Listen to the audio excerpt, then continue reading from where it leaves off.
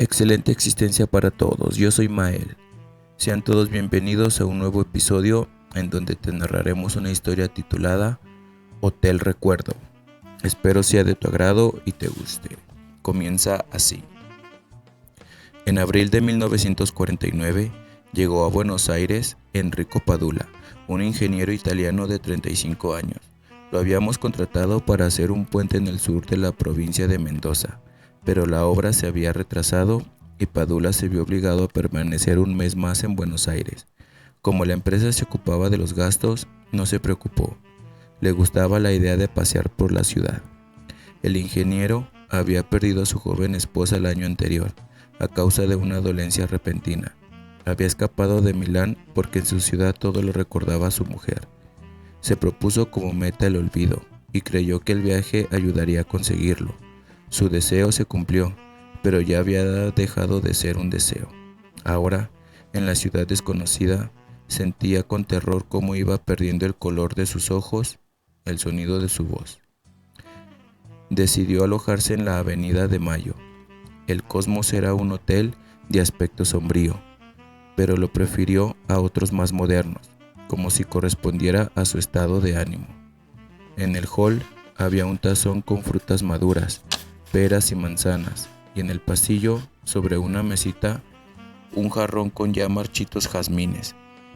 Le dieron una habitación amplia, con ventana a la calle, en el segundo piso. La primera noche le costó dormir. Recién a las 3 de la mañana pudo cerrar los ojos, y entonces soñó con su mujer. Pero la soñó con tanta precisión que el sueño era un recuerdo. No la veía, pero oía su voz del otro lado de la puerta. Ella cantaba una canción napolitana, como hacía cuando creía que estaba sola. Sabía qué recuerdo era ese.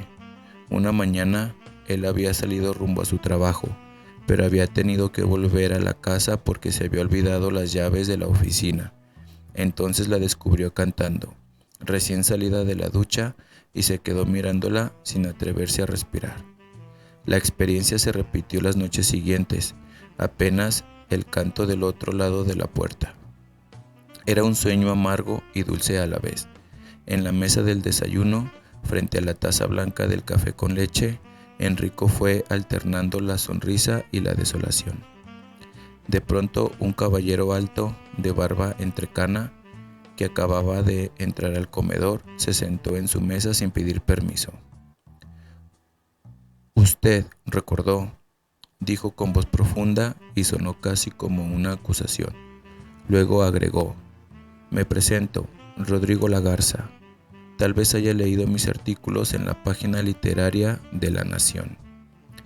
Pero al ingeniero Padula nunca le había interesado la literatura. Había leído algunos libros en la escuela y en los largos veranos, pero no había pasado de Corazón, El Corsario Negro, Los Novios. Dijo quién era, a qué se dedicaba. Al Hotel Cosmos lo llamaban Hotel Recuerdo. Siguió Lagarza. Todos los que vienen aquí vienen a recordar. ¿Usted tuvo alguna experiencia? Padula negó con la cabeza. Lagarza lo miró con desconfianza. No crea que es una fantasía de mi ocurrencia, es un fenómeno científico. Cuando hicieron este edificio, utilizaron mucho zinc por error. Usted, que es ingeniero, sabe que cuando en una construcción se utiliza zinc en cantidades excesivas, el edificio pasa a ser lo que se llama técnicamente una estructura mnemónica. ¿Una qué? Una antena para captar recuerdos. Como usted habrá observado, todos los tónicos para la memoria se hacen con compuestos de zinc. El ingeniero pensó que él nunca había observado nada semejante, que nunca se había puesto a pensar en esas cosas. Él construía puentes, escribía cartas a sus padres y lloraba por las noches. Además, siguió Lagarza, dejan frutas maduras y a veces flores, porque los olores ayudan al recuerdo. ¿Y usted, señor Lagarza, ha venido aquí para recordar?, preguntó Enrico en italiano. Vengo para recordar, sí, pero por un interés profesional. Estoy escribiendo la biografía de uno de nuestros grandes poetas nacionales, Martín Ignacio Dobral. De niño tuve la suerte de conocerlo. Era un amigo de la casa. La última vez mi padre estaba en cama y él se quedó conversando con mi madre y conmigo en la cocina. En el momento de partir, insistió en saludar a mi padre. Subió las escaleras y saludó desde el umbral. Considéreme un recuerdo anticipado, un recuerdo que viene a despedirse. No dijo más. Esa noche tomó el tren a Luján y a la mañana siguiente, después de pasar la noche escribiendo cartas incomprensibles, se pegó un tiro. Al parecer, una novia lo había abandonado. ¿Y esa es la última noche, lo que quiere recordar? No, eso lo recuerdo sin ayuda. Ocurre lo siguiente. Cuando él subió para saludar a mi padre, yo, que tenía 10 años, descubrí un papel que sobresalía del bolsillo de su abrigo, colgado en un perchero, y como era curioso y admiraba a Dobral, lo leí. Era un poema. En él trataba de evocar a la mujer que lo desvelaba. Él recordaba demasiado, pero creyó oportuno hacer, quizás como antídoto, un poema sobre el olvido. Ese poema nunca fue hallado. Debió haberlo tirado desde la ventanilla del tren. Desde entonces he tratado de reconstruirlo. La primera estrofa la recordaba ya desde niño y dice así: la veía el domingo, primero la sonrisa, la mirada de almendra y la voz admirable. La encontraba temprano, ella salía de misa y yo volvía de una noche interminable. La segunda fue apareciendo poco a poco durante las primeras noches en este hotel, la cual dice así: nos vimos después en las tardes de verano. Salía la luna con prefijada inconstancia, y serena y gentil me guiaba de la mano por el país secreto de su secreta infancia. A partir de aquí, todo fueron dificultades, una noche entera para que una palabra apareciera. Pero a los tropezones llegué hasta el verso número 12, que mencionaba lo siguiente: vino luego esa noche que llamamos ausencia y apodamos olvido, lo vivido, borrado. Me quedaba su nombre y me faltaba su ausencia. Solo en sueños recibía el rostro amado. Hasta ahí llegué. Los dos últimos versos no aparecen. No hay caso. Tengo el soneto trunco.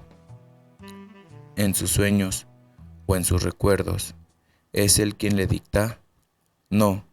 Cada noche veo el perchero de caoba, el abrigo raído, y saco el poema del bolsillo. A veces los versos están casi ilegibles, o algo me interrumpe antes de terminar. Ya he perdido la esperanza de obtener esos últimos versos. Para colmo, me estoy quedando sin dinero. Enrico Padula creyó que ahora venía un mangazo y salió del comedor con el pretexto de un trámite urgente en el consulado. Durante 2 días no se cruzaron, porque Enrico acostumbraba a desayunar más temprano que la garza, que a veces dormía hasta las 12. El ingeniero sentía un poco de envidia. El otro, aunque no pudiera llegar al final de su recuerdo, al menos había avanzado verso a verso. Él, en cambio, siempre recordaba lo mismo. Noche tras noche lo visitaba la voz de su esposa, pero ella no se decidía a entrar. Se le ocurrió preguntar al conserje, un asturiano bajito y callado, si había algún cuarto mejor que el suyo para recordar. Claro, hombre, dijo el asturiano, cuarto 325, el mejor de todos. ¿Puedo tomarlo?, pregunté. Está ocupado, siempre está ocupado. Ahora es el señor Lagarza el que vive en él. Esa tarde recibí un telegrama de la empresa que se presentara en Mendoza cuanto antes. Si quería ver a su esposa debía apurarse. A la mañana siguiente retrasó el desayuno hasta encontrarse con Lagarza. Apenas lo vio, le propuso: mi amigo, como usted habrá adivinado, le mentí. He estado recordando a mi difunta esposa. Pude recuperar su maravillosa voz, pero nunca entra en la habitación, nunca permite que la vea. Sé que su cuarto es el mejor del hotel. Quiero que intercambiemos cuartos por una noche. Le pagaré por el favor. Al principio la garza se mostró reticente, pero cuando el italiano puso los billetes sobre la mesa, aceptó. Dejaré mi equipaje, si no le importa, dijo, mientras contaba la plata. Enrico se fue a la cama temprano. En un rincón estaba el baúl de la garza, más voluminoso que el suyo. Había tomado té de tilo para evitar que el cambio de cuarto y la ansiedad le trajeran insomnio. Pensó en su esposa, rezó un Padre Nuestro y un Ave María y se durmió. A las 10 de la mañana del día siguiente los dos caballeros se encontraron en la sala del desayuno. Enrico ya había dejado su equipaje en el hall de entrada. En una hora partiría. Se sentaron junto a la ventana. ¿Por qué tiene esa cara de tristeza?, quiso saber la garza. Ni siquiera oí su voz, como las otras noches. Estaba desolado. De pronto giró el picaporte. Le tendí los brazos a mi esposa. En cambio, entró un hombre delgado, pálido, cabello oscuro y desordenado. Un traje negro, raído. Martín Ignacio Dobral, dijo la garza. No le pregunté el nombre, pero le hablé. Yo soy tímido en el aquí y ahora, pero conversador en los recuerdos, aunque sean ajenos. Le dije que esperaba ver a mi esposa, que ya empezaba a olvidarla. Entonces él me respondió: confíate al sueño, que es también reminiscencia, y no al vano recuerdo, que es sueño equivocado. Y se marchó sin más. La garza repitió para sí el mensaje y lo transcribió en el papel de los terrones de azúcar. Eran los versos que necesitaba. Enrico, gracias a usted he terminado el poema. Efusivo, lo palmeó en la espalda, pero su alegría contrastaba con la cara del italiano. Hice todo para verla, y al final solo recibí un mensaje para usted. Habría que avisarles a los recuerdos cuando uno cambia de habitación. Rodrigo la garza borró su sonrisa de triunfo, que le parecía vana frente a la decepción del otro. No crea, tal vez esos versos eran más para usted que para mí, dijo la garza. Enrico se repitió los versos como si los considerara por primera vez, pero de pronto lo asaltó una duda punzante. Le costó reconocer aquel aguijonazo que hacía tanto no sentía. Eran los celos. Y al dormir en mi habitación, ¿no soñó con mi esposa? ¿No la oyó cantar? En realidad, el canto era lo que menos le importaba. La garza lo miró impasible. No soñé nada. Salí a la noche. Bebí más de lo debido. Volví al amanecer. La respuesta causó cierto alivio al italiano. Cuando bajó, listo para marcharse rumbo a la estación de tren, ya su ánimo era otro. Atravesó el hall, vio a la garza sentado en uno de los sillones de la entrada y le hizo un saludo con la mano. El otro no lo vio. Leía el poema completo y silbaba feliz.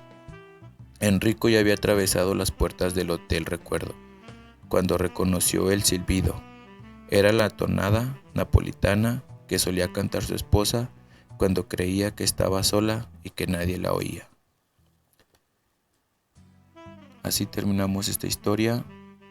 Espero haya sido de tu agrado. Muchas gracias y hasta el próximo capítulo.